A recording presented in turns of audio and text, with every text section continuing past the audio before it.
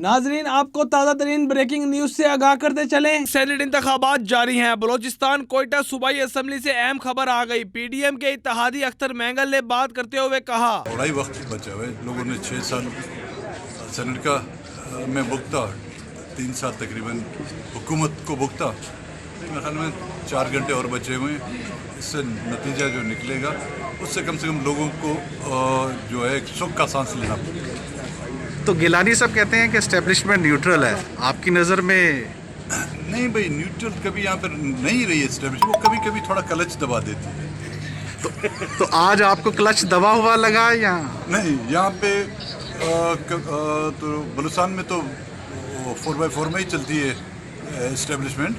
वहाँ पे तो पूरी बलूचिस्तान की जो असम्बली है वो उसके लिए जो बाकायदा एक ब्रिगेड तयन की गई है। हमारे जो ब्रिगेडियर साहब जो है ना, उनको भेजा हुआ है कि वहाँ पे कंट्रोल करें। ज़ाहिर इस्लामाबाद में ब्रिगेडियर से बड़े रंग के जो लोग होंगे वो कंट्रोल करेंगे। आज से हवाओं का रुख चेंज होगा। हुकूमत को शिकस्त होगी, ओपोजिशन जीतेगी। बस कुछ घंटे बाकी, इंतजार करें।